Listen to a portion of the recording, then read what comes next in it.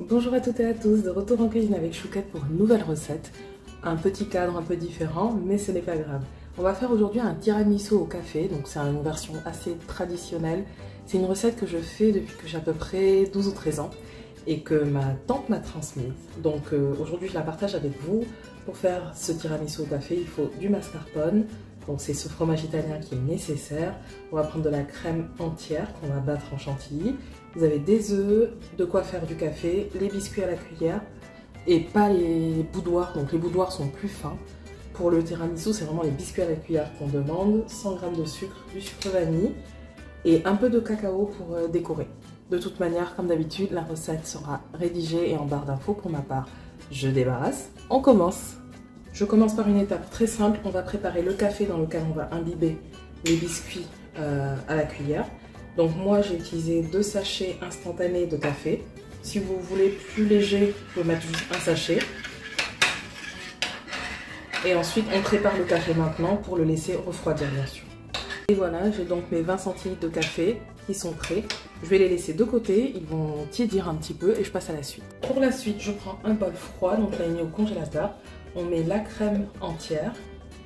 Et ensuite, avec un batteur, n'utilisez pas de fouet parce que c'est impossible de monter la crème en chantilly. Donc avec un batteur, on va venir monter la crème en chantilly. Pour un petit secret, donc moi il faut que tout soit bien froid. Vous commencez d'abord à petite vitesse. Et ensuite, quand vous voyez que ça s'épaissit, vous augmentez la vitesse progressivement jusqu'à obtenir la chantilly.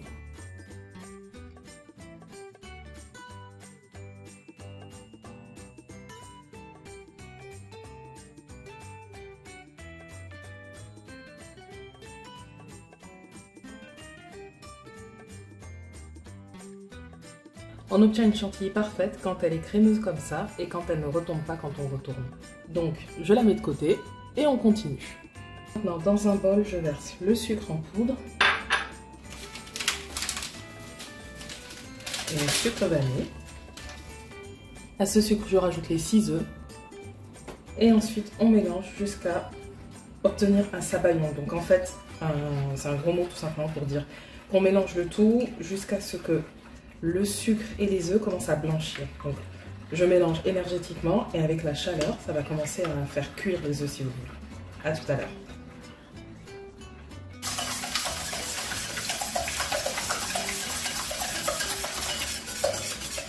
Ça y est, mon sabayon est prêt. Comme vous avez vu, j'ai tout transvasé. N'hésitez pas à prendre des contenants qui sont assez grands pour absorber et accueillir entre guillemets toute la pâte que vous voulez. Donc, dans un grand bol pour le coup, je verse le mascarpone. Et vous voyez, il est très compact. Donc, on ne va pas venir ajouter la chantilly directement. On va d'abord le remuer pour le détendre un peu. Voilà. Ensuite, je viens incorporer mon mélange œuf et sucre, donc le sabayon. La moitié d'abord.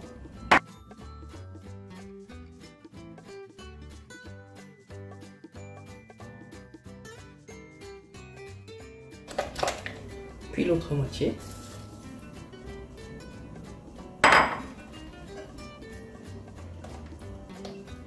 Voilà, j'ai remplacé la maryse par le fouet pour n'avoir aucun grumeau et maintenant on vient mettre la crème chantilly.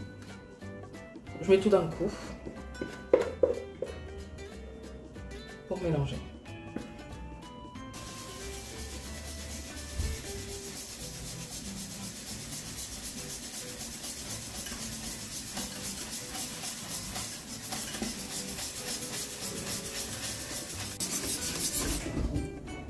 On est maintenant prêt pour la partie dressage. Donc au préalable, assurez-vous de prendre un moule, donc ça ne va pas au four, un moule qui va au frigo et vous vous amusez à tester dans quel sens vous allez mettre les biscuits à la cuillère.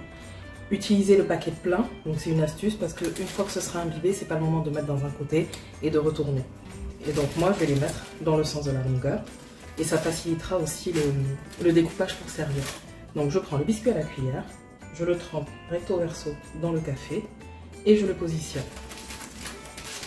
Il faut faire rapidement puisque le biscuit à la cuillère est rapidement imbibé bien sûr.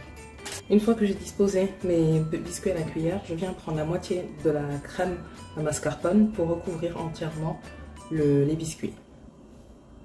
Et voilà, ensuite il me reste juste à renouveler la même opération avec le biscuit à la cuillère. Et maintenant on rajoute au-dessus le reste de mascarpone.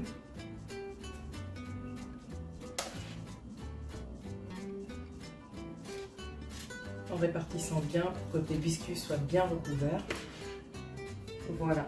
Et maintenant on met au frigo pendant 24 heures. Au minimum c'est 6 heures, moi j'aime bien le faire la veille et 24 heures. Donc on se retrouve dans une journée. Pendant ce temps je fais la vaisselle, je range tout. N'oubliez pas de recouvrir avec du papier alu ou du papier transparent avant de mettre au frigo pour ne pas que ça prenne les odeurs du frigo. C'est tout.